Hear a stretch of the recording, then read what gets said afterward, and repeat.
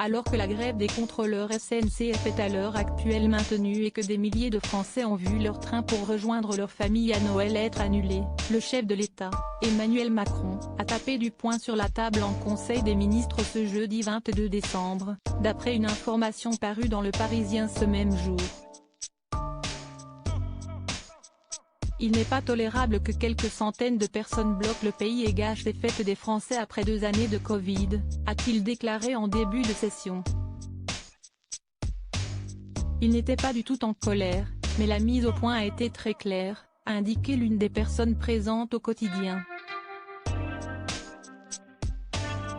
Visiblement de mauvaise humeur, le président de la République aurait même ajouté, d'après un autre participant, en bougeant le verre placé devant lui, « On est vraiment un pays qui fait des textes de loi pour tout, même pour déplacer un verre ».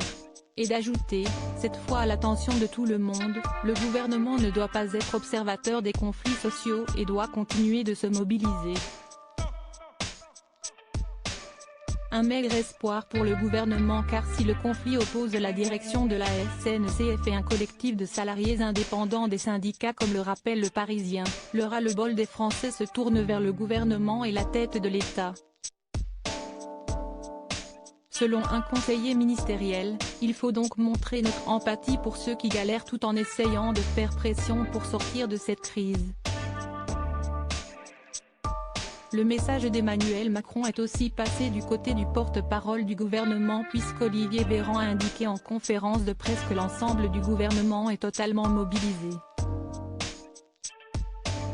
Si le week-end de Noël semble plié, celui du réveillon pourrait encore être sauvé, même si un ministre a indiqué que la marge de manœuvre est faible. Pour anticiper et ne plus se retrouver confronté à ce genre de grève échappant même aux syndicats, Emmanuel Macron a demandé à son gouvernement de penser à des outils alternatifs pour le futur. De quoi donner encore un peu plus de travail à la première ministre, Elisabeth Borne, décorée par le président, un peu plus tard dans la journée, des insignes de Grand Croix de l'Ordre national du mérite. Et Emmanuel Macron de rappeler que la chef du gouvernement n'avait pas peur de travailler avec cette formule. Pour vous la recette de l'équilibre, c'est une moitié de travail et une moitié de travail. Votre remède à la fatigue, encore le travail.